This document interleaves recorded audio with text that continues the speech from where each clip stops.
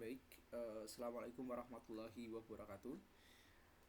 Selamat datang Pak Joko. Jadi perkenalkan, nama saya Sikri Selgi Stefana Putra.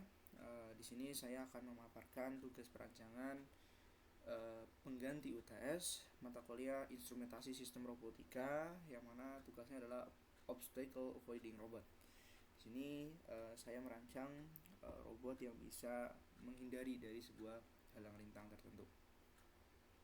Baik, Uh, bagian pertama adalah pendahuluan, yang mana akan meliputi latar belakang dan tujuan perancangan. Untuk latar belakang, teknologi robotika masih banyak digunakan dalam sistem otomasi, dan rata-rata robot saat ini menggunakan yang namanya microcontroller. Kemudian pentingnya pemahaman rangkaian analog untuk robot. Untuk tujuan perancangan, pertama, merancang robot penghindar halangan berbasis analog murni, sistem analog murni. Sebelum nantinya mungkin di UAS itu nanti akan dikolaborasikan dengan sistem berbasis microcontroller. Kemudian poin kedua adalah menggunakan komponen seperti op-amp, transistor, dan relay sebagai kendali utama. Dan poin ketiga, membuat robot yang dapat bergerak dan bereaksi terhadap rintangan secara otomatis. Baik, bagian yang kedua, bab yang kedua adalah perancangan sistem. Di sini saya akan coba memaparkan secara lebih detail perancangan yang saya lakukan, mulai dari spesifikasi robot, diagram blok sistem, prinsip kerja, rangkaian elektronik, dan rancangan anggaran. Nah, yang pertama adalah spesifikasi robot. Di sini tipe robotnya adalah robot Broda dengan 2 penggerak dan 1 roda bebas. Kemudian sistem kontrolnya ini full analog tanpa microcontroller. Kemudian sensornya di sini saya menggunakan inframerah dengan analog output sebagai detektor. Kemudian pengendalinya saya menggunakan motor driver. Kemudian aktuatornya menggunakan motor DC penggerak kanan kiri, jadi menggunakan 2 buah motor DC. Dan sumber dayanya saya menggunakan 2 baterai di seri 7,7 volt, yang mana salah satu baterainya itu tegangnya 3,3 volt. Kemudian ini adalah diagram block system dari rancangan yang saya buat. Jadi loopnya dimulai ketika sensor itu nanti akan coba mensensing kira-kira apakah ada halang rintang di depan dari robot itu. Nah, ketika ada halangan, ketika si sensor itu mendeteksi sebuah halangan, maka motor kanannya itu mati. Jadi motor kanan itu nanti yang akan dikontrol oleh motor driver. Jadi ketika ada halangan, nanti akan diberikan sinyal low ke motor driver. Alhasil motor driver itu akan mematikan motor yang kanan. Nah, setelah itu selesai, nanti akan coba lanjut loop yang selanjutnya. Nah, namun ketika si sensor itu tidak menemukan halangan, tidak mendeteksi halangan, maka dia langsung selesai. Alhasil apa? Alhasil motor tetap berjalan lurus. Alhasil 2 motor DC itu tetap berputar dengan rotasi dan arah yang sama, begitu. Kemudian untuk prinsip kerjanya, jadi diawali dengan sensor inframerah mendeteksi keberadaan objek berdasarkan pantulan cahaya. Kemudian sinyal analog sensor masuk ke driver motor sebagai input, yang mana sensor infrared ini sudah sebagai detektor. Jadi di dalamnya tuh udah ada potensio yang kita bisa atur untuk jarak deteksinya begitu. Yang mana sinyalnya ini nanti bentuknya sudah biner, jadi low high. High-nya itu di sekitar 5 volt dan low-nya itu di sekitar 0, sekian volt. Jadi sudah bisa bermain binary logic, untuk nantinya akan langsung kita masukkan ke motor driver. Kemudian output dari driver motor akan langsung menuju motor kanan. Jadi cuma salah satu motor. Jadi motor kiri itu langsung di bypass ke baterai. Di baterai 7,7 volt. Yang mana output dari driver motor ini kan yang kanan aja ya, dikasih ke motor driver. Alhasil kita cuma bisa ngontrol salah satu motor. Nah, kemudian motor bergerak lurus saat tidak ada halangan. Ya, sinyal sensor itu dari infrared itu high. Jadi ketika high maka tegangan dari baterai itu langsung dibypass ke motor kanan. Jadi 7,7 volt. Nah, tapi jika sensor mendeteksi rintangan, sistem analog akan mengarahkan robot berbelok dengan memberikan sinyal low. Nah, ketika ada halangan ya, maka infrared itu ngasih sinyal low ya, tegangan 0, sekian.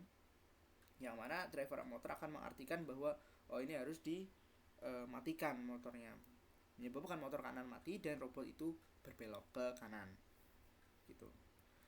Nah, berikut merupakan rangkaian elektronik secara sederhana. Di sini ada beberapa informasi. Untuk yang merah ini power, bisa 5 volt atau 7,7 volt DC. Kemudian ada ground dan sinyal out sensor. Jadi saya menggunakan HW201 infrared sensor. Begitu. Dan saya juga menambahkan switch yang mana ini berfungsi untuk memati nyalakan dari robot ini. Baik. Berikut merupakan rancangan anggaran ya. Satu hal yang menarik adalah sebagai engineering kita harus mendesain anggaran seminimal mungkin tapi hasil yang semaksimal mungkin. Nah, dari tantangan itu saya mendapatkan harga yang paling optimal atau pengeluaran yang paling optimal adalah sekitar Rp70.000, yang mana beberapa komponen yang memang masih bisa saya pinjam atau masih bisa saya ambil mungkin dari rumah atau dari kos, mungkin saya bisa maksimalkan di situ. Jadi pengeluarannya ada sensor IR, PCB lubang, di sini juga buat bodi, kemudian motor DC, gearbox, switch, baterai, kemudian holdernya sama ball caster. Ball caster sini motor universal untuk membantu keseimbangan gitu. Nah, bagian selanjutnya adalah implementasi dan hasil, yang mana meliputi implementasi dan pengujian, analisis hasil dan kelebihan kekurangan. Baik, berikut merupakan hasil robot yang saya buat. Ini tampak samping, tampak atas, kemudian ini tampak samping juga dan tampak bawah, begitu. Baik, berikut merupakan tautan video demo yang sudah saya upload ke YouTube. Kemudian proses pengujiannya mungkin saya sedikit memvariasikan dari yang tertulis di perintahnya. Di sini saya menggunakan pembatas kanan, kiri, depan dan belakang, jadi full. Kemudian material penghalang itu dari kardus dan ada tangan. Jadi sesekali kardus, sekali juga tangan ikut menghalangi begitu. Kemudian robot dibiarkan dihidupkan di tengah. Jadi idealnya itu nanti robot muter tanpa menyentuh dari penghalang itu idealnya. Kemudian analisis hasil. Jadi poin pertama adalah robot berhasil menghindari rintangan secara mandiri jika rintangannya tegak lurus dari arah robot. Nah kemudian respon cukup cepat dan stabil. Kemudian sensor infrared perlu disetting agar jarak beloknya sesuai. Jadi seperti yang sudah saya sampaikan sebelumnya, sensor infrared itu bisa disetting dengan ada potensio di dalam sensornya. Jadi kita bisa setting kira-kira robot itu harus berbelok sejauh mana gitu. Karena mungkin kecepatan dari robot masing-masing itu kan berbeda-beda. Jadi settingan ini sangat penting untuk kita pahami. Kemudian robot kesulitan untuk berbelok terutama di medan siku karena tidak tegak lurus sensor. Jadi dari lintasan yang saya buat itu kemarin itu kan berbentuk kotak. Nah terkadang robot itu mungkin karena memang frame-nya kurang rata atau bagaimana tiba-tiba berbelok gitu. Nah ketika berbelok dalam artian jalannya itu nggak lurus tapi agak miring. Nah ketika jalannya miring, sensor itu akan mendeteksi benda di depannya itu tidak tegak lurus. Nah meskipun ya karena tidak tegak lurus itu, jadi beloknya itu tidak sesuai. Dan ketika dia belok, sisi kirinya itu menabrak, istilahnya menabrak dari penghalangnya. Jadi kesulitannya di situ. Tapi pada dasarnya itu bisa kita selesaikan masalahnya dengan menggunakan dua buah sensor di sudut kanan dan di sudut kiri gitu. Tapi pada saat ini kan tantangannya berbeda ya, kita memaksimalkan secara ekonomi begitu. Nah, kemudian terkadang pemasangan baterai belum fix karena hanya menggunakan double tip foam. Nah, mungkin dari sini kita bisa menggunakan mungkin lem tembak atau difixkan secara solder mungkin, agar tidak lepas-lepas atau tidak, ya harus tidak ini ya, tidak biar fix sekalian. Kemudian ada kelebihan dan kekurangan. Untuk kelebihan sendiri, robot ini tidak tergantung microcontroller, lebih murah dan sederhana. Kemudian akan menambah proses belajar dari logika analog secara lebih dalam. Kemudian kekurangannya, yang pertama adalah sulit dikembangkan atau dimodifikasi secara lebih kompleks.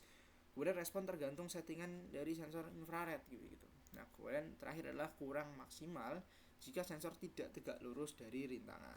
Nah, ini tadi caranya menggunakan dua sensor atau lebih. Bagian yang terakhir adalah bagian penutup yang berisi kesimpulan dan saran dan penutup. Nah, kesimpulannya adalah sistem analog efektif untuk obstacle avoiding sederhana. Kemudian motor mendapatkan kontrol high to low dari motor driver untuk menyelamatkan motor gearbox. Dan sarannya gunakan lebih dari satu buah sensor infrared untuk mengontrol dua buah roda. Kemudian secara mekanikal, pemasangan ball caster diberi spacer agar rata. Jadi seperti yang Bapak ketahui itu kan robotnya agak miring ke depan gitu. Nah itu juga harus dipastikan pemasangan sensor infrared itu harus lurus ke depan. Baik, terima kasih Pak Joko. Kurang lebihnya saya mohon maaf. Saya akhiri. Assalamualaikum warahmatullahi wabarakatuh.